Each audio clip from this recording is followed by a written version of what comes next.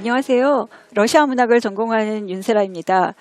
오늘은 여러분께 도스토옙스키 이야기를 해볼까 합니다.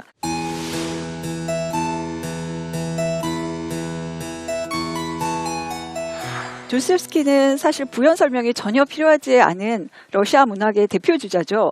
톨스토이와 함께 러시아 문학의 양대의 산맥이고요. 어떤 평론가는 도스토옙스키를 배출했다는 것만으로도 러시아는 자부심을 가질 필요가 있다고까지 얘기를 했습니다. 도스토옙스키는 1821년 모스크바에서 태어났습니다. 의사의 아들이었습니다. 그런데 우리가 보통 생각하는 아주 번드르르한 멋진 병원 의사가 아니었고요. 빈민들을 도와주는, 빈민들을 치료하는 빈민구제병원의 의사가 되었습니다. 그래서 도스토옙스키도 빈민구제병원, 아버지가 일하는 병원의 관사에서 태어나고 자랐습니다. 그 때문에 도스토옙스키는 어려서부터 가난한 사람들에 둘러싸여서 가난한 사람들을 보면서 자랐습니다. 도스토옙스키 소설의 한 축이 가난이 되는 것도 전혀 이상하지 않습니다. 도스토옙스키의 아버지는 무척 엄한 사람이었다고 합니다. 교육열도 높았고요. 그래서 그 당시에 수도였던 페테르부르크로 아들을 유학 보냅니다. 공병학교인데요. 공병학교라고 하면 좀 생소하게 들릴 수 있겠지만 결국 그 당시에 테크놀로지를 배워서 엔지니어가 되는 인재를 키우려고 만들어진 학교죠. 세계 대문호가 된 도스토옙스키가 그 학교를 가고 싶어 했겠습니까? 아니죠. 그렇지만 아버지의 뜻이 워낙 강경했기 때문에 어쩔 수 없이 그 학교에 입학을 해서 그렇게 공부를 좋아하지 않지만 졸업을 하고 엔지니어가 되는데 그 당시에는 그게 전부 다 이렇게 무관으로 임관을 했죠. 그런데 아버지가 예상치 않게 사망을 합니다. 아버지가 갑자기 그렇게 돌연사를 한 셈인데요. 그 소식을 듣고 굉장히 충격을 받습니다.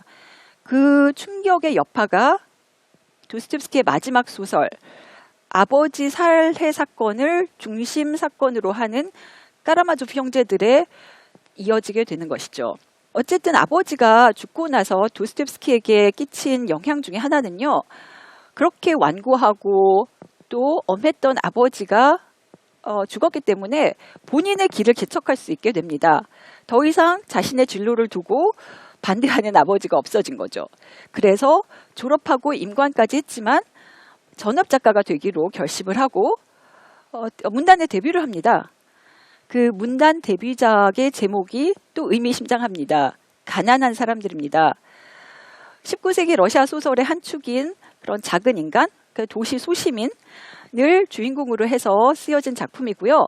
그리고 아까도 말씀드렸다시피 어려서부터 가난한 사람들을 보면서 자란 도스토옙스키의 어떤 통찰력, 그런 심리 묘사가 돋보이는 작품입니다. 가난한 사람들은 평단에 열렬한 환영을 받았습니다. 그 당시 러시아 평론계를 주름잡던 평론가 벨린스키는 새로운 고골이 나타났다라는 말로 새로운 샛별 작가 도스토옙스키를 반깁니다. 하지만 그 후에 후속작들은 별로 그렇게 신통치가 않아서 좋은 평가를 받지 못하는데요. 그러다가 도스토옙스키 인생에 절대절명의 사건이 발생합니다. 아시는 분들은 아시겠지만요. 반정부 활동을 했다는 이유로 체포돼서 사형 선고를 받죠. 도스토옙스키는 그렇게 사형 선고를 받고 처형장까지 끌려나갑니다. 그래서 그 사형 당하는 순서를 기다리고 서 있다가 정말 죽음을 목전에 두고 갑자기 황제가 보낸 책사가 달려와서 사형이 아니라 감형을 해주겠다는 소식을 전합니다. 그래서 사형장에서 사형 대신에 시베리아 유형을 선고받죠. 그렇게 지옥에 갔다 온 듯이 죽음의 집에 갔다 온 듯이 도스토옙스키는 시베리아에서 10년을 보내고 꿈에도 그리던 페테르부르크로 돌아오게 됩니다. 그때는 동반자가 있죠. 시베리아에서 그 군인으로 복무할 때 결혼을 합니다. 첫 결혼이었습니다. 그래서 아내와 함께 페테르부르크로 돌아와서 다시금 글을 쓰고 창작 활동에 매진하게 됩니다. 그렇게 해서 도스토옙스키의 찬란한 장편 소설의 황금기가 시작됩니다. 1866년 죄와 벌을 필두로 해서 4대 장편이 연달아서 세상에 나옵니다. 4대 장편을 우리가 보통 말할 때는요. 죄와 벌, 백치, 악령, 까라마조프 형제들까지 이어지죠. 그 놀라운 장편 소설들 중에서 제가 오늘 키워드로 잡은 1866년에 집중해서 한번 이야기를 풀어가 보겠습니다. 1866년은 죄와 벌이 연재되면서 발표된 시기입니다. 이 죄와 벌은요, 여러분도 내용을 아실 거라고 생각합니다. 제가 만일 부제를 붙인다면 젊은 날의 추상이라고 붙이겠습니다. 주인공이 청년이죠. 청년인데요. 가난한 청년입니다. 라스콜니코프라는 이름을 가진 이 청년이 시골에서 상경해서 대학을 다닙니다. 법대생이죠. 그런데 그 당시에는 대학의 숫자가 워낙 적었기 때문에 대학을 다닌다는 것 자체가 엘리트 중에 엘리트라는 의미였습니다. 그런데 지방에서 상경해서 고학을 하는 라스콜니코프는요. 가난에 허덕입니다. 아버지가 없습니다. 그리고 어머니는 그 시골 지방에서 연금 생활자죠. 그래서 쥐꼬리만한 연금을 받아서 그래도 아들을 생각해서 조금씩 생활비를 보내주지만 턱도 없이 모자라죠. 그래서 주인공은 아르바이트를 합니다. 과외를 합니다. 그렇지만 과외에서 나오는 돈도 얼마 되지 않습니다. 그런데다가 또 자존심이 엄청나게 강합니다. 그래서 주변에 도움을 요청하지도 않습니다. 그냥 작은 방에서 틀어박혀서 바깥 세상과 교류하지 않고 혼자 생각만 합니다. 이 난관을 어떻게 타개 나갈지, 이 가난을 어떻게 뚫고 헤쳐나갈 수 있는지, 내 미래는 어떻게 일구어 나갈지, 사상 누각을 세웠다가 허물고 또 세우고 허물고 이런 날들이 계속됩니다. 그러다가 주인공에게 꿈처럼 나타난 하나의 사상이 있죠. 조금 이따 더 설명을 드릴 텐데요. 초인론이라고 우리가 흔히 말하는 그 어떤 사상에 심취하게 됩니다. 그러면 한번 제목을 살펴볼까요? 죄와 벌. 소설 줄거리만 알아도 사실 죄와 벌이 무슨 얘기인지 같이 짚어볼 수 있겠죠. 죄는 당연히 살인이죠. 이 주인공이 그런 초인론에 입각해서 살인을 저지릅니다. 그리고 벌은 이제 그에 따르는 벌을 얘기할 텐데요. 이 벌은 나중에 에필로그에 가면 나오지만 재판을 받고 시베리아 유행에 처해지는 것으로 이제 가시화됩니다. 그런데 그게 다일까요? 절대 아니죠. 도스토옙스키가 집중해서 본 점은 그렇게 형법상의 죄, 벌 그런 게 아닙니다. 그게 아니라 이 윤리상의 죄와 벌을 더욱더 심도 있게 바라보는데요. 그러면 구체적으로 어떤 점을 말하는 걸까요? 주인공이 사실 살인을 생각하면서 리허설을 하러 가죠.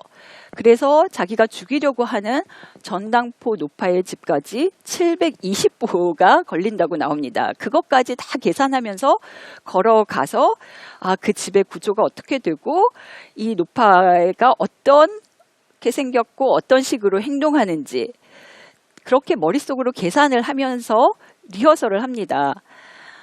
그렇게 해서 결국 이제 살인까지 저지르게 되는데요. 그게 일부죠.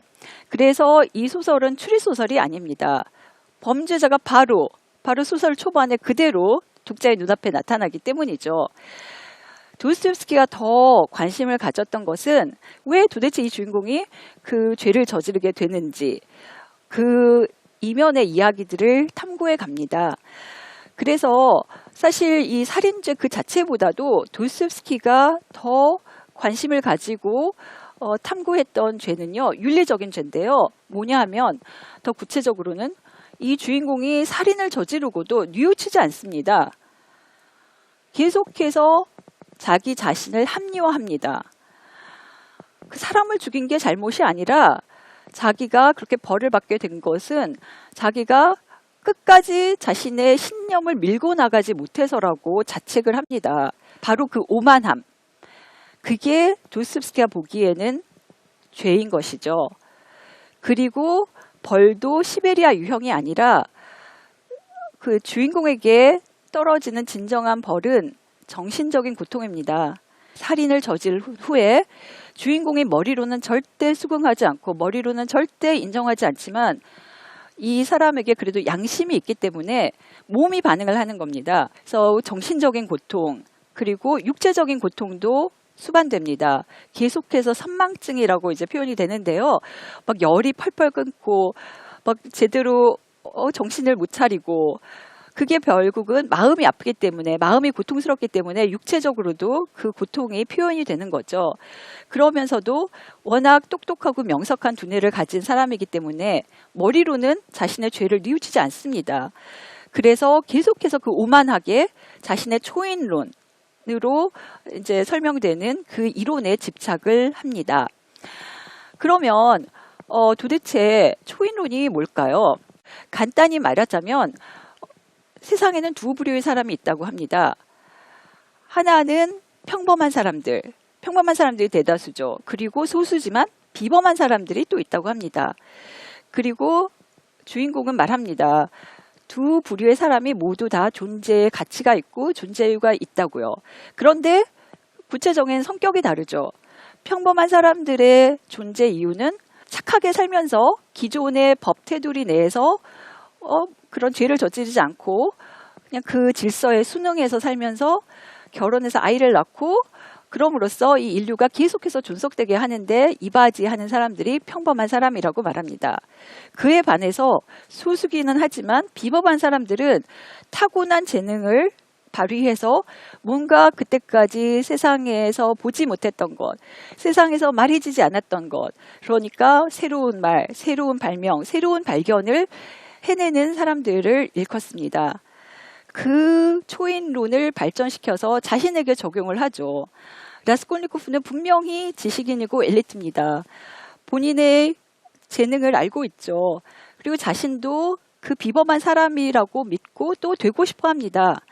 그렇지만 자신에게 주어진 거라고는 그 주변에 사는 전당포 노파, 그 가난한 사람들에게 돈을 갈취해서 아주 고리대금업으로 그 가난한 사람들 눈에 피눈물을 흘리게 하는 라스콜니코프가 보기에는 평범하다 못해 버러지 같은 인간, 그 사람이 하나 없어지면 그 사람이 갖고 있던 재산을 나눠 가져서 본인도 그 가난의 굴레를 탈출하고 본인과 비슷한 처지에 있는 많은 재능 있는 사람들을 미래를 밝게 해주자.